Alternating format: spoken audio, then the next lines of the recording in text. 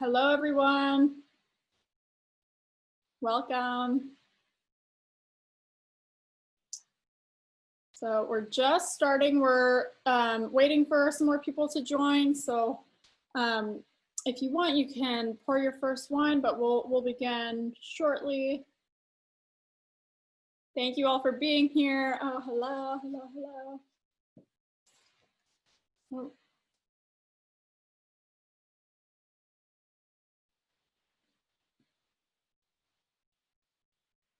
Right.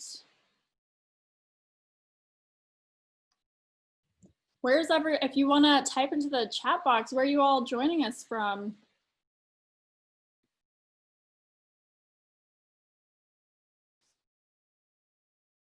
Virginia, I love it. Wow, that's a long haul. Wow, this is so fun. It's nice to be in everybody's house. Yeah. Great. Okay, we got a couple more people joining. I love it. It's so cool that we're all able to come together virtually, even though we're all over the country. It's so fun. All right, just a couple more people. We'll wait just maybe one more minute and then we can get started. New York, Columbus, Ohio. That's so great. We got a Chicago. Love it. Great.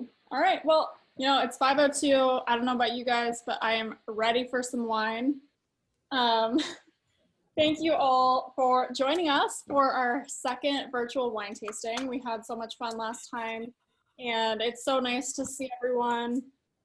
We have some really, really fun wines that we are trying today, and one of them is brand new, which is super, super fun, which is our new Reserve Chardonnay.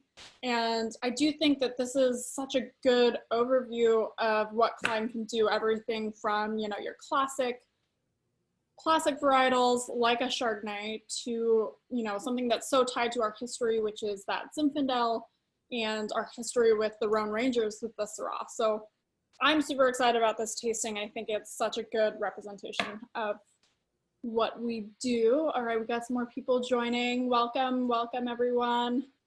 And you know, before we jump into everything, you know, we'll talk through each of the wines, talk about the vineyards, the winemaking process, and then at the end, we're really gonna touch on, you know, some of the challenges that we've seen this year. It's definitely been an interesting one, 2020, and you know, doing harvest with you know, with some challenges. So we'll talk through some of that and talk all things harvest.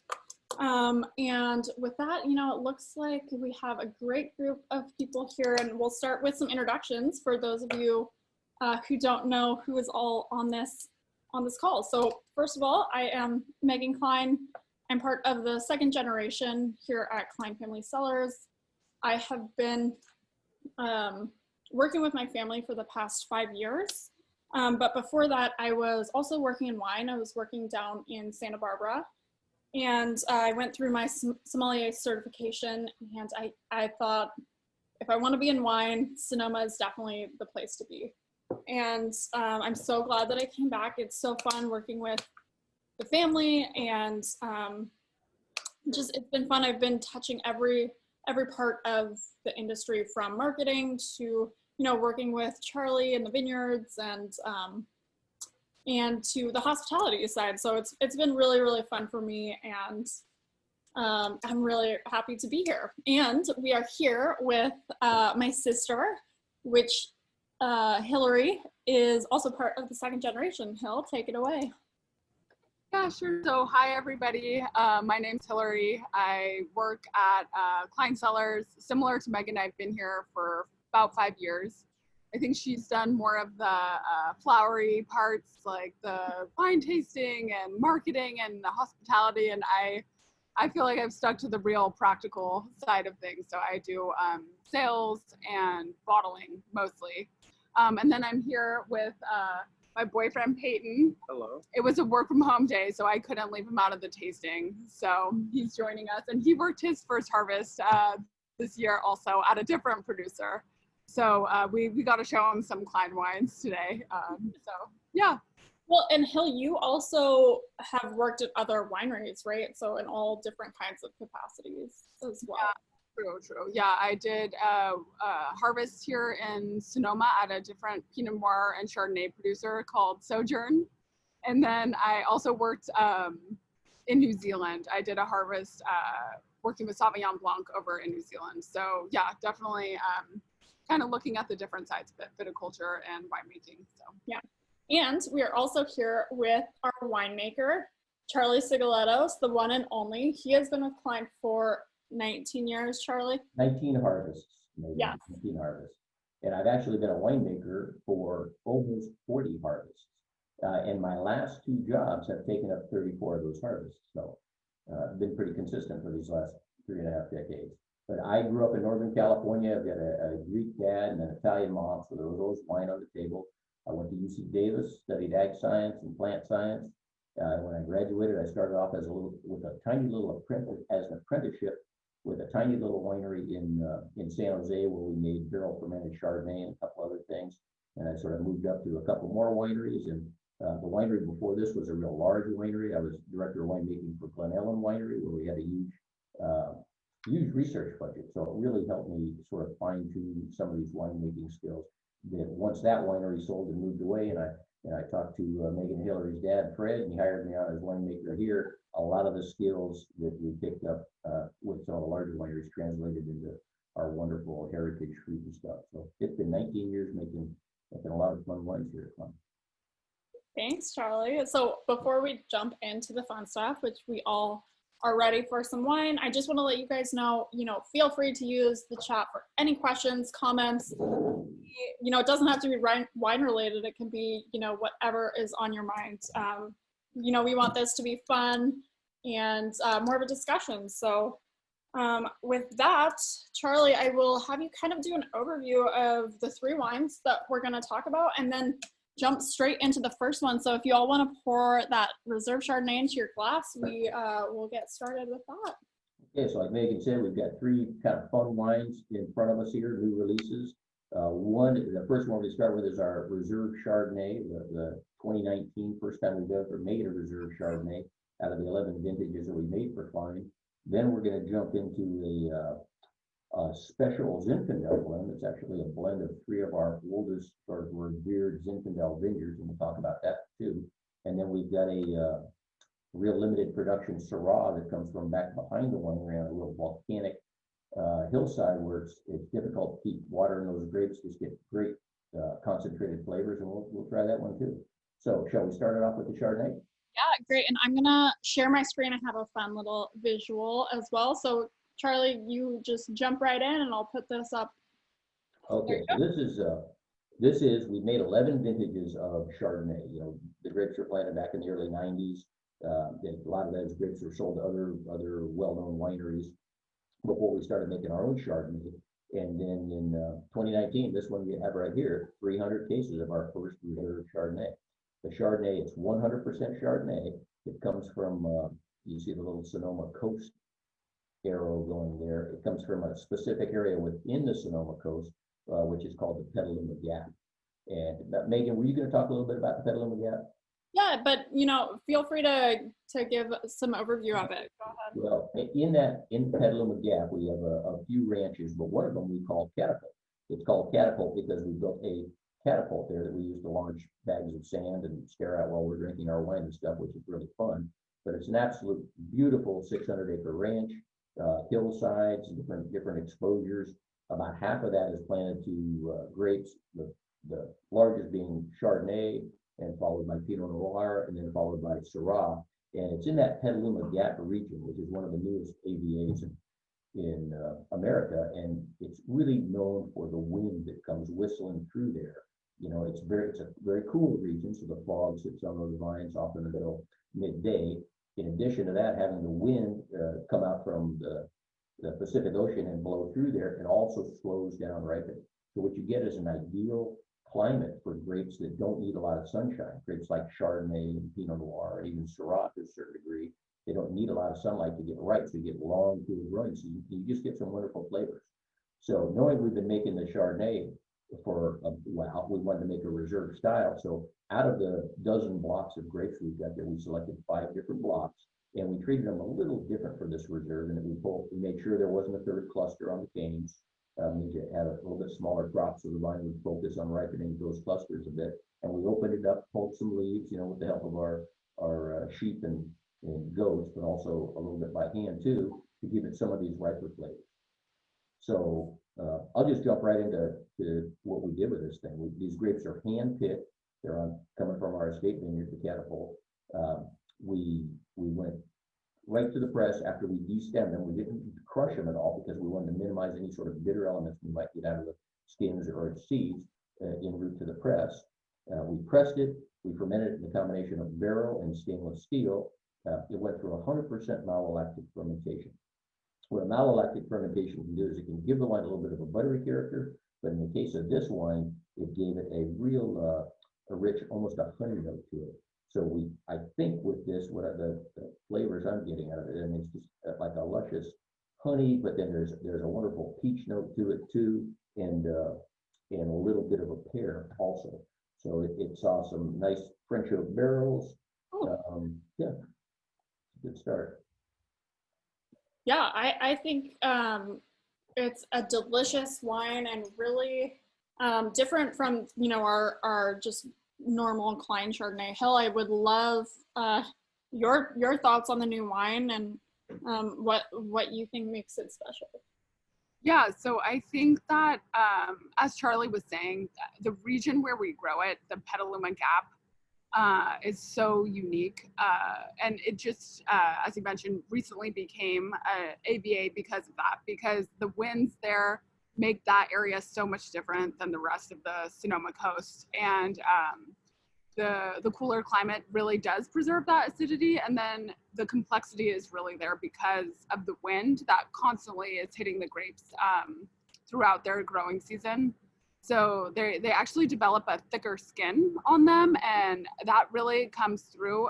And in the wine, it's a little bit more textured because that's where a lot of the flavors are coming from. Yeah. So I think that is what makes that area such a great growing region, is that you get that texture, but you balance it with the acidity that comes with the cooler climate.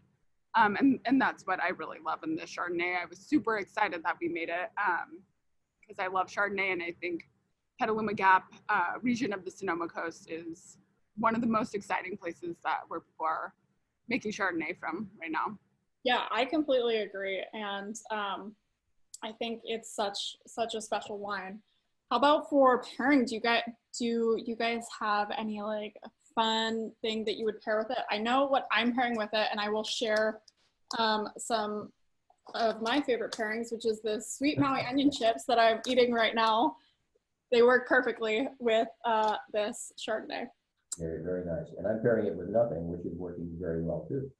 Okay, hey Charlie, we're having some issues hearing you. So any way you can turn your volume up, or maybe you could just start yelling. Okay, well, I said I'm pairing it with nothing, which is working out very well too. Okay. Yeah. And this wine, another thing to note is we pick these grapes when you talk about sugar levels, you use a measurement called Brix, which is percent soluble solids. So we picked this thing at 23 degrees Brix, which yielded, there's a translation, if you multiply it by 0.6, that gives you the alcohol percentage. It's only 13.5% alcohol, so it's not a huge wine, but there's a tremendous amount of flavor in it too. So I think it makes it very, very easy drinking. Yeah, and Charlie, will you touch on just a little bit again the difference between this wine and the normal Chardonnay that Klein makes? Okay, our normal Chardonnay is also Klein estate, and it's also very close to 100% Chardonnay, and it comes from a few different vineyards in addition to the Catapult.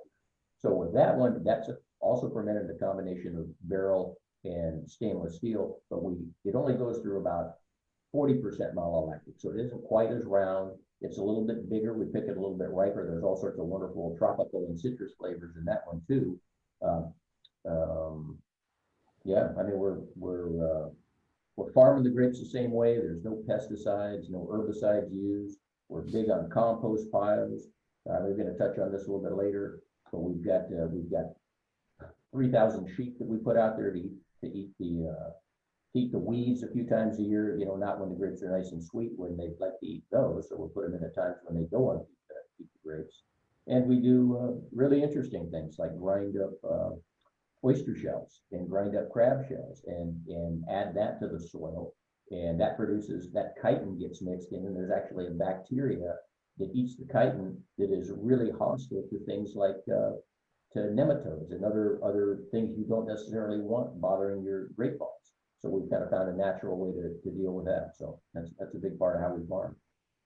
Yeah, it'd be fun to try these wines side by side. Actually, I think we find that the Klein with our normal one is a little bit bigger in body and a little bit more tropical citrus, where this has got some more of those delicate, that peach note's a real neat flavor to find. Yeah, I find that this wine has a lot more of the detail, and I do think it's, you know, coming from that one vineyard, that one really special vineyard with more of that, you know, Petalum Gap influence, I think. Yeah. Yeah, another thing we do is we really try not to overpower the wines with oak. So you'll find that the most we're going to use is maybe 45% new oak, which means that if you've got 100 barrels, 45 of them are new, and the rest of them are neutral, or the equivalent being stainless steel. So we really try not to overpower it. And I think we've accomplished that with this wine. It's just kind of subtle. It's in the background there. And you'll see it with the red wines too. Charlie, I think people are having trouble hearing you a little bit. Do you have a headset in your office that you can use? Well, let me see. A headset? Yeah. Okay. I think that would help a lot. Yeah, let's see. that'll help. Sorry, guys. Okay, but Can you hear me now? Any better? Any better? That's better for me. What about you guys? Keep talking, Charlie. Miss all the fascinating things I said then? Can you hear me? yes. Okay. All right. All right. Ready for takeoff. Okay, so where did I drop off? Did you hear about the oyster shells? Yeah. Yes. Okay, and our we talked about the bricks, and then yeah, good. All right. It's still looking like it's not great there, Charlie, but Darn. Okay, hold on here. Plugged in. You just Megan, we can introduce the next wine, but Charlie, if you want to check if it's plugged in and ready to go. sorry, guys. It's okay. Well, yeah, with that, we'll introduce the next, or you know what, before we move on, if anyone has any questions about the Chardonnay or something that you thought Charlie might have said that you didn't hear, we would be happy to answer as well. Really sorry. Is that any better, guys? Any better? Any better? Better? Can you hear me at all? Yes, I can hear you. It's Breaking okay. up, or is it Some thumbs up. They're saying a little bit more. a little bit more? Okay. All right, guys. A little better. Darn. Sorry, Charlie. That's okay. I'm sorry. No, that's all right. Well, anyway, we will definitely, you know, if anyone has any questions about this, we can definitely revisit. But if you want to pour the second wine, we can start talking about the Heritage Zinfandel, which is a really fun wine. And, you know, Charlie was saying it is a combination of three of some really special vineyards out in Contra Costa. And I think such a good representation of that area. Yeah, so. All right, I'm going to try it again, guys. So this is a blend of three of our single vineyard Zins. Is that okay, Megan? Do you hear me at all? Okay, so when I say that, these three Zinfandel vineyards, one is called Big Break, one is called Bridgehead, and one is called Live Oak. Okay, the first one, Big Break, was planted in 1910, about the time the Boy Scouts were incorporated and Arizona became a state. The second one was planted in 1906, the bridgehead, and then the live oak dates back to 1904. We're farming them about the same way we did 100 years ago. Can you see the sand that Alan is? That is what the vineyard looks like. It's on the banks of, there's two of California's biggest rivers very close to this, and they've deposited literally 30 feet of sand over the thousands of years, and that is what these vines grow in. You don't see any irrigation lines going to those vines because they're dry farm, but because the sand is easily permeable by the roots, it can go down there and find the water. In years of drought, which we've seen a few of lately, they produce a lighter crop, but the grapes are incredibly flavorful. And there's enough sunlight out there that things like Zinfandel need heat to ripen up. It's a perfect place to grow Zinfandel. You get that spice, you get that deep berry. And this wine is basically, it's only been available in the tasting room. And like I said, 603 cases, it's a small production wine, but it's a big, flavorful Zinfandel. And it sees about 44% new French oak. And can you hear me at all, guys? Yes. Okay, good. Okay, so one of the key things we do here is we don't use any fining agents. So we don't use any isinglass or egg whites or gelatin to soften the wine. What we'll do is during fermentation, when the skins are in contact with the juice and you're extracting mouth-puckering tannins and you're extracting color and you're extracting flavors, once that fermentation gets to a certain point where we pull the amount of tannin we want out of it, we'll press the juice off the skins, even if it's still a little sweet, and then it'll ferment out in a different tank without picking up all the tannin. So our wines are all vegan and gluten-free. So we don't use any fining agents on the wine at all. We don't use any enzymes on the wine at all. So it's a pretty pure expression of those old vines. Yeah. Hey, Charlie, can you talk about the differences that each vineyard contributes to this wine? So like, for example, Big Break versus Live Oak, what are the different contributing flavor profiles that each are adding to? Okay, I'll do that, Megan. Big Break is next to an area where there was a levee break, like in 1918 or something, and it flooded this guy's asparagus field. They patched that all up, and these vines were planted adjacent to that. That's how it got its name.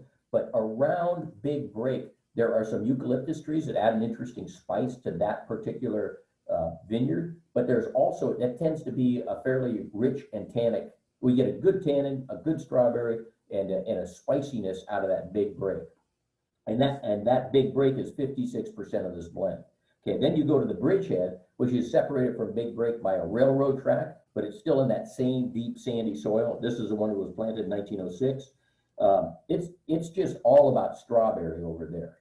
We get just a wonderful, and if you ever taste our single vintage Bridgehead Zin, you'll pick up that strawberry. It's a little bit lighter in body. We don't pull it in as ripe as we do the Big Break, but it contributes that great strawberry. And then lastly, the Live Oak Vineyard, which was called Remedy Vineyard, that was planted, like I said, back in 1904 when Teddy Roosevelt was president. That thing will oftentimes ripen to the point where it's got some raisining on some of the clusters. So you get a real rich, deep, ripe flavor out of that thing. And you put the three of them together and you get this wine, which we've been doing. I think we've probably been making this wine for 10 years or so. Yeah, I'd have to add it up, but. Sorry. And Hill, I think this is such a good place to talk a little bit about, Klein's beginnings and our history in Oakley. Do you mind talking a little bit about that? Yeah, sure. So our dad, so me and Megan's father, Fred, started the winery actually out in Oakley in 1982. And he ended up out there. His grandparents were actually living there and had their family ranch, which is down in the bottom of your screen there. They were Italian immigrants. They moved over in the early 1900s and kind of established this homestead, but they were inventors as well. So they invented agricultural pumps, and then they moved into aviation and propellers, and they were just super innovative family. They were the jacuzzi family. So I think you guys could guess what they invented next. They kind of combined propellers and water pumps and made the jacuzzi hot tub eventually. And so my dad, he actually grew up in LA. His mom moved down there when she got married. So he didn't grow up in Contra Costa at all, but he would spend summers at that Jacuzzi family ranch in Oakley. And really, he learned his love for agriculture during those summers. You know, I think growing up in LA, there's not too much farming around. And so he was more into surfing down there. And then when he would visit his grandfather, they would tend to the vines that they had on the property and the orchards. And he really found a passion for that living in Contra Costa, and then really grew to love the ancient vines that they have out there. It's really specific to that region, those vines, because of the sandy soils. They were never affected by phylloxera. So many of them are the original vines that were planted in the early 1900s and late 1800s too. So very historic. And I think it really inspired him to make wine, that along with his love of wine. I think he's always loved wine from a young age. So yeah, that's kind of how he ended up there. And then he kind of ventured into cooler climates and moving to Sonoma and a little bit more visible wine area in the world. But I think his true passion really has been bringing kind of more awareness to Oakley and Contra Costa and those vines out there. I think it's something he's truly passionate about. He loves that area. We go every year and, you know, do the Contra Costa tastings and see all the growers, and it's really cool area in general. Mm-hmm. Yeah, and I think what is so cool as well is that, you know, at this point we make 7 different types of Zinfandel, everywhere from Lodi to Tehama County, and then I think 5 different Zinfandels out of Contra Costa County, and they're all so different, and they all each have this unique character to them that's so specific to the vineyard, to the growing region. And so someone asked, is there a Contra Costa appellation? And it's actually interesting, there isn't. I think there should be, because it is so unique. It has all of these really distinct characteristics that should make it an appellation, but it's not. It's just classified as a county at this point. I know there's a lot of work into going into creating an appellation, and it's actually something that we have looked into in the past, but I think hopefully one day it will be, for sure.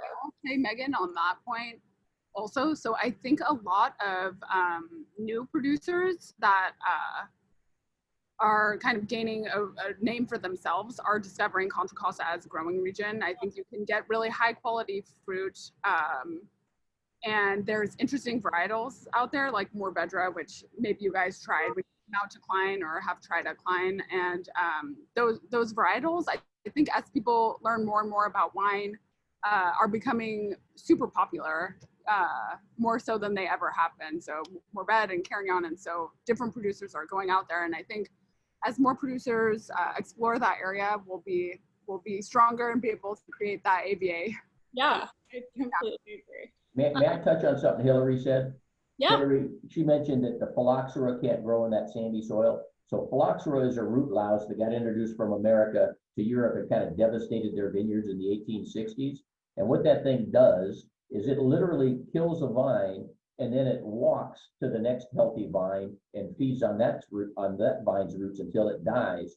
And picture if you've got cracked or checked soil, that little louse can walk over there. But with the sandy soil, it can't do it. And that's why these vines have been protected. And there really are very few original vines, old vines on their own rootstock. It makes them kind of a treasure, actually. I mean, Yeah. they're not large yielding, but the flavors are just tremendous, and you really don't get it. You don't find that a lot, but in Contra Costa, you do manage to find some of these old vines that survive because of the sandy soil. Yeah. So we have another question, which makes me really happy. Someone asked, Hilary, what is on your shirt? Oh, wait. Okay, so Megan actually made this sweatshirt for me, and he had one too, but he didn't want to be matching for the tasting. So anyways, It says it's okay to drink a Rhone. So it kind of segues well into our next wine. This is one of the classic signs, and it's perfect for quarantine. So basically, it's okay to drink alone. I think it's been great that Klein has been a champion of the Rhone wines, and they have really fun names that are really easy to make puns with, which is great because it's one of Megan's biggest hobbies in life. Yes. Puns with Rhone wine names, Mourvedre, Carignan, and then Rhone. So yes. Yes. Okay. So it is a perfect segue to our next wine, which is our new vintage of the Los Carneros Syrah. This is the 2018. So if y'all want to pour your third wine, this is one of my favorite wines that we make. I love Syrah. I'm a huge Syrah fan. Really love Northern Rhone Syrah, and I think that this is such a good callback to that. It's that cooler climate, and it's such a good wine. It's so expressive of the varietal, so varietally cracked. And Charlie, you have been making this wine for a long time. I would love to hear your tasting notes, your winemaking style. Sure. On this wine. It's delicious. I love this wine too. So Fred got warned not to plant this wine or not to plant these grapes in that region because the region is so cool. People were saying, well, Syrah needs a little more heat to ripen up. And as Fred does, he said, forget it. I'm going to plant some Syrah. So if you go behind the winery in Carneros up a hill that's mostly lots of volcanic rock, really well-drained soil, there's 18 acres of Syrah, and we call our hillside Syrah, and that is what makes up 100% this Los Carneros Syrah. The yields are very little. Every year it comes in with if you grow Syrah in a real warm area, you get ripe, jammy flavors. If you guys have had some Australian Shirazes and things, if you grow it in a cool area, it brings out all these real savory notes like pepper and sometimes a little bit of an herbal hit too, and bright boysenberry. And I think that's what this wine is all about. We bring it in pretty ripe, so it'll come in at 25 degrees Brix. So this one makes a big bodied wine too, but there's just a ton of flavor in this thing. It sees about, a little over 40% new French oak also. I don't know, it's just kind of a joy to make because it's funny, you extract, when you're making a red wine and you've got the grapes, if you took a Syrah grape and you squeezed it into your hand, it would be clear juice. Once you get it in the fermenter, it takes about half a day before that thing is inky dark. And Syrah is wonderful that way. Pinot Noir isn't, it's much lighter, Grenache is much lighter, but something like a Syrah is dark and inky, and this is a very dark and inky Syrah. We'll ferment it. You've got to pick your temperature. If you ferment it a little, it's almost like making tea, in that making red wine is a little bit of an extraction process too. And the alcohol you're creating when that sugar gets converted into alcohol acts as a solvent to bring out the flavors and pull out tannins out of the skins and colors and things too. But you got to pick the right temperature to make it out also. So we've got our top secret temperature, which is about I'm telling you, it's about 85 degrees. And we'll pump the wine from the bottom of the tank over the top. We'll do that 2 to 3 times a day, and then we'll just taste it every day until we get to the tannin level we want, and then we'll press it off the skins. Because Syrah can be pretty tannic too. And I'd say there is a fair amount of tannin to this wine, but it's not overpowering. It just provides a great skeleton for this wine to hang the fruit on. Yeah. Hill, what are your thoughts, and what would you pair with? What's your favorite Syrah pairing? Oh man, I don't know. That's it's a tough one, but yeah, like I just said in the chat, this is probably my favorite. It's hard to choose, but I think this is the favorite wine that we make at Klein. I think it is so well balanced because of the cooler climate, Charlie. Like as you mentioned, many Syrahs can be over the top with kind of juiciness, but I like the cooler climate. They bring out acidity. They bring out like a savory character. So I really think maybe like a barbecued ribs, something like that, a little bit bigger. But yeah, I mean, I think for me, wine pairing, I could pair any wine with any wine. So I don't discriminate too much. Some snowy onion chips, maybe? Yeah. Try it with the onion chips. I think any big food, this thing would hold up to it. It's not going to be overpowered by any blackened ahi or anything else you want to do. Yeah. The one note that I got, first thing when I put my nose into this was more of that like olive, and again, like you said, Charlie, more of that savory character, but really a lot of that black olive note, there's which, a nice little hit. It yeah, does. Some years it struggles to ripen up there, but so far it's made it every time. We pick it. It takes a long time to ripen up. So this year was so blisteringly fast anyway. Everything kind of ripened up fast, but oftentimes that stuff is hanging out there to the end of October, where we're just about done with this harvest already. yeah. I would love to hear what other people's favorite pairing is for Syrah. I really love Syrah with mushrooms. Again, it's that like savory character to go with more of that earthiness. And I like stuffed portobello mushrooms. Like that's my go. Hilary knows I make that for you sometimes. That's my go-to recipe, and I think it goes really, really well with this wine. But if anyone else has some good pairings, let us know. And we do have some fun recipes up on our website as well that go with all of these wines. So that's always really fun. I'm gonna share my screen one more time because I was preparing for this tasting, and I came across some really fun old articles that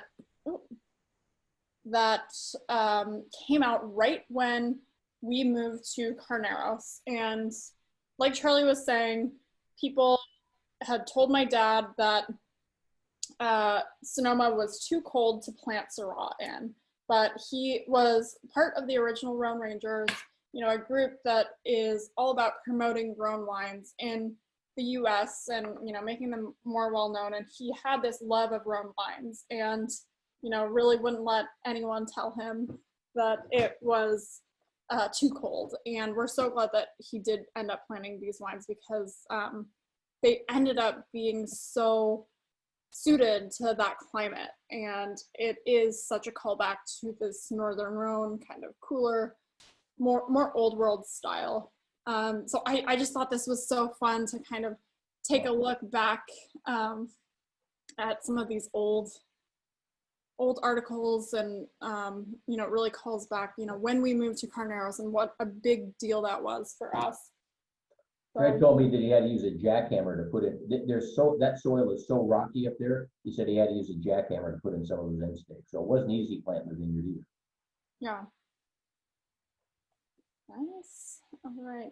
Well, I'll stop sharing this, but I did think that was super fun. Ooh, blue cheese. Okay, blue cheese and Syrah. I love that pairing. It's that, kind of the stinkiness goes with that nice grapefruit. I also thought it was super fun. I'm doing my tasting from my house, and right behind me I have some of these old 1992 Syrah. And then I have an old Cote d'Oakley from 1990, which I just thought this label was so fun, super old school. Back when we first started, I just think that it's really cool to see how far we've come being in Oakley and then now being in Sonoma. And, we're coming up on 40 years, which is so crazy. Sorry, go ahead, Charlie. I was just going to say, I think you got to give your dad a lot of credit for preserving a lot of these old vines because there's so much building pressure in Oakley too. Yeah. You see a lot of vines have been pulled out and homes have been put in there. But Fred has sort of stayed the course and kept those old vines in production, and that's what you're tasting with the Contra Costa fruitibars. Ooh, okay. Wait, we have some smoked Gouda, goat cheese, truffle blue cheese. Oh my God. Okay. You're making me hungry with all of your cheese. That sounds amazing. Okay, we do have a question that says, how much of the grapes that you use are purchased versus grown by you? Well, we've got a couple big programs, one of them being Lodi Zinfandel, and we don't grow any grapes in Lodi, but we've got relationships. I've got relationships dating back 25 years with a lot of these multi-generational farmers in Lodi. So we buy all of that fruit. So we're probably, we're knocking on 50-60% estate. The balance is, good growers growing the grapes we need. And Yeah. we work with them too. I mean, we work with all those growers. They're you know, for the most part, they're all certified sustainably farmed, and they do the right thing. And yeah, during harvest, I'm oftentimes not in this office, which is pretty wonderful. Charlie, we have another question that is, do you buy in Lodi from Den Hartogs? Do you know who that is? Or We don't. I think I know that name, but we don't. We buy it from guys like the Metlers and the Learners and Fowler and Shots. You must be from, whoever asked that question must be from Lodi or has a connection out there. Sooner or later you run into all those guys. It's great. It's a great place to grow Zinfandel. Yeah. Among other things. And that was the question. It was, what are the best varietals from Lodi? And yeah, I think definitely what it's best known for is Zinfandel. And yeah, they do some Petit Syrah. They were actually one of the first vineyards to plant Syrah. I think it was back in the 60s. And I think Phelps produced the first real, you know, varietal Syrah. But there was a kind of an experimental vineyard out there where they brought Syrah in. So they're pretty versatile. But they used to be known for plain Tokay. Kind of used to be the Tokay capital. And then those sort of fell out of favor, and then Zinfandel right behind it. They're the Zinfandel kings, I think. yeah, great. So, oh wait, have you thought about planting in Paso or Edna Valley? You know, I don't think we have, just because, you know, we are so grounded in where we are, but we're always experimenting. And I think that's one of the coolest things that my dad has done, is that he's kind of experimented with these new wine growing regions. So I would never like put it out of the cards. I think that, you know, there's always opportunities. And yeah. It's a long haul. It's a, you know, a 5-hour truck ride to get the grapes up here from there, but that's a great growing region, especially for Romes and things. yeah. And so this is great because we're getting some questions about the fires. And I like I said in the beginning, I do really want to touch on, you know, all of these challenges that have come with 2020, and we're dealing with that during harvest, from the fires to, you know, making sure everyone is safe during COVID. And Charlie, I would, you know, harvest is not over yet. I think we still have, what'd you say, Charlie, about 50 to 30 or 30 to 50 tons left? Yeah, right around there. So I would love to hear your thoughts about the challenges with It's crazy. And really quick, I do want to say, you know, thank you to everyone who's reached out. You know, we got a lot of messages from people on Instagram or Facebook, just, you know, checking in on us. And that really kept our spirits high during the worst of it, the worst of the smoke and everything. And thankfully, we are all safe. So I do just want to point that out and thank everyone. But Charlie? Sure, comment on 2020. Okay, so it's been an incredibly dry year, and it's following two big harvests, like 2018 and 2019. So what we're finding is that the grapes came in, some of them came in 3 to 4 weeks ahead of where they had come in last year. I remember thinking, oh, I'll just go out there and take a look at the Oakley grapes. I've still got lots of time. And got out there walking around, testing some grapes. It was like, holy cow, guys, you know, a call to Fred, get ready, get the pickers lined up. These things are ready to go. So it's been an exceptionally dry year. Temperatures were pretty moderate until we got a couple huge heat waves where we saw 110 to 115 degrees in certain areas in California. And then we got the dry lightning storm, which was August 16th, which started a series of huge fires. And so we had to deal with the smoke. And we were lucky we got through most of the Oakley stuff. And what we're doing is we're tasting all these wines. And when the wines finish fermentation, that's kind of when the smoke elements are freed up from the sugar, because the sugar's gone, and now they're called free volatile phenols, and you can actually start to smell them a little bit. And we're working with labs to test everything. And so far, everything's looking pretty good for us. But the combination of, you can kind of laugh. I went from my regular COVID mask to wearing an N95 mask that would help filter out some of the smoke and stuff. So we're just kind of swapping one mask to another. But I think there's still, just tasted, Tom, the other winemaker, and I just tasted through all the whites, and we've been tasting through all the 2020 reds. a little bit earlier, and we've got a lot of A's and B's. I mean, we made a lot of really nice wine, so we'll just have to see how this vintage goes. But it has been early, dry, fire, fast. It's been crazy. Yeah. Yeah, and I think it's really good to point out that, you know, we're not gonna make a bad wine. So if something is flawed or super off, you know, our end goal is to make the best wine possible. So, you know, definitely rest assured that's kind of on all of our minds. And okay, it looks like we got some more questions. Any new innovations on the horizon within the winery or new vintages? So we do have some new varieties coming that will be 2020 vintage, which is exciting. A new white, and yeah, I think we're just always trying to see what else is out there, continue to innovate, and yeah, that I'm really excited about. Megan. The one really something I'm really excited about that me and Megan have been working on a lot is we've actually started a new brand called Gust Wines that me and Megan are driving a lot of what's going on with that. So we make our favorite varieties, which are Chardonnay, Pinot Noir, and Syrah, all from our Petaluma Gap vineyards. So I think that is something super exciting, and Megan, you should send them the link to check out the website and everything. So yeah, it's something new we're doing too. That is something new, and you know, super small production, separate from Klein, but really fun as well. And it's fun to work with some of these amazing vineyards that we've grown for so long. And then, all right, we got another question which says, what 2020 wines do you think will be the best ones?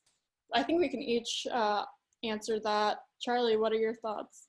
Well, everything's tasting pretty good, but the Zinfandel is tasting loads of strawberry. It's tasting great. The Pinot Noir is still kind of in fermenter. We'll get that together. We'll see how that's going. I don't know. You know, we'll find out. Ask me again in 6 months. All right, Hill, what do you think?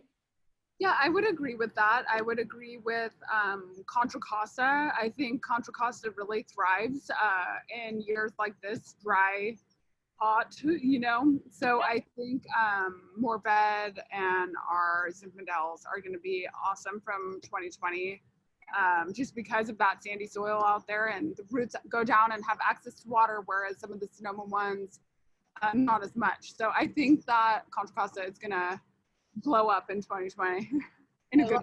Yes, and I'm really excited about Grenache.